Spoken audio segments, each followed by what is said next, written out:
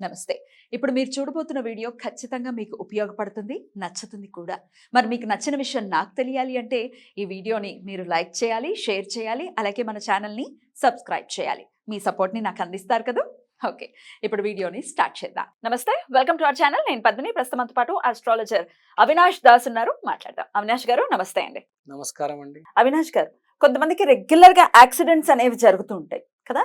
అస్తమానం యాక్సిడెంట్స్ జరగటం, లేకపోతే కాళ్ళకి సంబంధించిన ఇబ్బందులు రావటం, కాళ్ళకి ఏదో ఒక దెబ్బలు తగలడం అనేది జరుగుతుంటుంది. అసలు ఇది దేనివల్ల జరుగుతుందంటారు? నమస్కారం అండి. ఓం నమః శివాయ, ఓం నమో వెంకటేశాయ. మంచి ప్రశ్న అడిగారండి. కాళ్ళకి నిరంతరంగా దెబ్బలు తగలడం, కాళ్ళలో నరాలు రావడం, నరాల ప్రాబ్లం రావడం, కాళ్ళ సమస్యలు రావడం, దీన్ని జలదేవి కులదేవి దోషం అంటారండి. జలదేవి కులదేవి దోషమా? ఇది ఒక దోషం అండి. నది దేవత అంటే జలదేవి ఇచ్చిన శాపం. ఈ గృహిణి స్త్రీలు ప్రెగ్నెంట్ ఉన్నప్పుడు నది దాటుతారు, కానీ అలా చేయకూడదు. అలా చేయడం వల్ల జలదేవి శాపం పెడుతుంది. ఈ జలదేవి శాపం నుంచి తప్పించుకోవాలంటే ఒక మార్గం ఉంది, నేను చెప్తాను. దాని ముందు దానివల్ల జరిగే ప్రమాదాలు ఏంటో చెప్తాను. ఆ ప్రెగ్నెంట్ లేడీ ఎవరైతే ఉన్నారో వాళ్ళు కాళ్ళతో దాటారు కాబట్టి ఆ పుట్టబోయే శిశువు, ఆ బిడ్డ కాళ్ళల్లో సమస్యలు వస్తాయి. నిరంతరంగా యాక్సిడెంట్లు అవ్వడం, కాలు నరాలు పీకడం, ఎక్కడ పోయినా కాలు ఇక్కడక్కడ తగలడం, కాళ్ళకి చిన్న చిన్న గాయాలు అవడం, అప్పుడప్పుడు యాక్సిడెంట్లు అయినా పెద్దవి కాళ్ళకు తగలడం, కాళ్ళల్లో బొక్కలు కొంచెం వీక్గా ఉండడం, ఇలాంటి సమస్యలు కొంతమంది రెగ్యులర్గా వెంటాడుతూ ఉంటాయి. వాళ్ళకి కాలుకే తగులుతూ ఉంటాయి. ట్రీట్మెంట్ మీద ట్రీట్మెంట్ తీసుకుంటూ ఉంటారు, కానీ అలాంటి వాళ్ళకి ఒరిజినల్ ఫ్యాక్ట్ తెలీదు. ఏంటంటే ఈ దోషము పుట్టబోయే బిడ్డకి, అమ్మకి, ఇద్దరికి వర్తిస్తుంది. ఆ బిడ్డకు తగులుతుంది, ఆ అమ్మకు కూడా కొంతవరకు ఉంటుంది. ఎందుకంటే మనము రాముడు ఉన్నాడు. రాముడు మీరు చూసుకుంటే అతను ఎప్పుడైనా పడవ ప్రయాణం చేసేటప్పుడు చెక్కలతో నీళ్ళని కొడితేనే పడవ ముందుకెళ్ళేది. కానీ అతను చెక్కలతో నీళ్ళని కొట్టే ముందు క్షమించమని అడిగేవారు. ఎందుకంటే నీళ్ళను అలా కొట్టకూడదు. అలాంటిది నువ్వు గర్భస్త్రీవి, నువ్వు నది దాటేస్తావా? అలా ఎలా దాటుతారండి?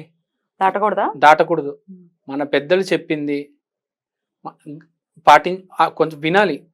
గ్రంథాల్లో ఏముంది, వేదాల్లో ఏముంది చదవాలి. ఇష్టం వచ్చినట్టు బ్రతకడం కాదండి. మనకు ప్రాబ్లమ్స్ వచ్చి పడతాయి. ఏ రోజు ఏ ప్రాబ్లం వస్తుందో తెలీదు. ఇప్పుడు మీరు మోకాలు నొప్పి తీసుకోండి. మోకాలు నొప్పి ఎవరికి వస్తుంది తెలుసా అండి మీకు? వేరే వాళ్ళని ఎవరైతే బెండ్ చేయడానికి ట్రై చేస్తారో, వేరే వాళ్ళని ఎవరైతే కంట్రోల్ చేయడానికి ట్రై చేస్తారో. బెండ్ చేయడం అంటే ఏంటి? చేయి బెండ్, వేరే వాడిని బెండ్ చేయడం. నువ్వు వేరే వాడిని బెండ్ చేయడానికి ట్రై చేస్తే మోకాలు నొప్పులు. వాళ్ళు రేపు అందరు పెద్దవాళ్ళందరికీ సర్వసాధారణం అయిపోయింది కదా ఈ మోకాలు నొప్పులు రావడం. అందరికి రావట్లేదండి. ఓన్లీ 10 to 15% మెంబర్స్కే మోకాలు నొప్పులు ఉన్నాయి. కొంతమందికి షుగర్ ఉంది, కొంతమందికి బీపర్ ఉంది, కొంతమందికి హార్ట్ డిసీజ్ ఉంది. ఎవరైతే వాళ్ళ కోడలను, పిల్లలను, సమాజాన్ని కంట్రోల్ చేయడానికి ట్రై చేస్తారో, మాటలతో వేరే వాళ్ళని తొక్కడానికి ట్రై చేస్తారో, మాటలతో మ్యానిపులేట్ చేయడానికి ట్రై చేస్తారో, వాళ్ళకే మోకాలు నొప్పులు వస్తున్నాయి. ఏదైనా మన మాట, మన మనసు నుంచి స్టార్ట్ అవుతుందండి. ఫీలింగు, నేను చెప్పిందే వినాలి, నేను అనుకుంటుంది జరగట్లేదు. నీ పన్ను చేసుకుంటూ పో, వేరే వాడిని మాట ఎందుకు వినాలి? నీ పన్ను చేసుకుంటూ పో, ప్లీజ్ చెయ్యి. వాడిని దౌర్జన్యంగా కంట్రోల్ చేయడం, వాడిని బెదిరించడాలు, ఇవన్నీ చేస్తే నేను మోకాలు నొప్పులు, అలాంటి వాళ్ళకే యాంగ్జైటీ అనేది కూడా వస్తుంది. నువ్వు వేరే వాళ్ళని బెదిరిస్తే నిన్ను కూడా యాంగ్జైటీ బెదిరిస్తుంది, డిప్రెషన్ భయపెడుతుంది. నువ్వు ఎవరిని బెదిరించకు, ఎవరిని ఏమనకు, ఎవరిని మ్యానిపులేట్ చేయకు. నీకు మోకాలు నొప్పులు రావు, యాంగ్జైటీ, డిప్రెషన్ లాంటివి కూడా రావు. ఏదైనా మన మైండ్ నుంచే మొదలవుతుందండి. మన మైండ్ ఎంత క్లీన్గా ఉంటే మనం అంత బాగుంటాం. మనుషుల్ని ఎక్స్ప్లాయిట్ చేయొద్దు, పంచభూతాలని కూడా ఎక్స్ప్లాయిట్ చేయొద్దు. ఇప్పుడు పంచభూతాలు మనం మాట్లాడుకుంటుంది జలదేవి, కులదేవి. నువ్వు వచ్చి వాటర్ బాడీ ఒక నది, ఒక తీర్థస్థలం దగ్గర మీరు నడిచారు, ఒక గర్భిణీ స్త్రీ, ఆటోమేటిక్గా బిడ్డకి కాళ్ళలో ప్రాబ్లం వస్తుంది. ఇప్పుడు మనము దీనికి ఒక సొల్యూషన్ చెప్తాం. డెఫినెట్లీ అదే కదా కావాలి.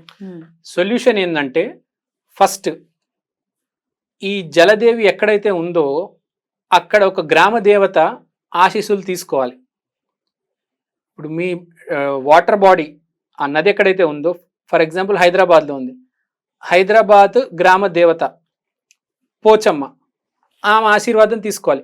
మీరు ఎక్కడైతే ఉంటున్నారో అక్కడ గ్రామ దేవత ఆశీర్వాదం తీసుకున్న తర్వాత కుల దేవత ఆశీర్వాదం తీసుకొని, మన కుల దేవత గ్రామ దేవత కుల దేవత ఆశీర్వాదం, గ్రామ దేవత ఆశీర్వాదం తీసుకోవాలి, కుల దేవత ఆశీర్వాదం తీసుకోవాలి. తర్వాత జలదేవి దగ్గరికి వెళ్ళి క్షమాపణ చెప్పాలి.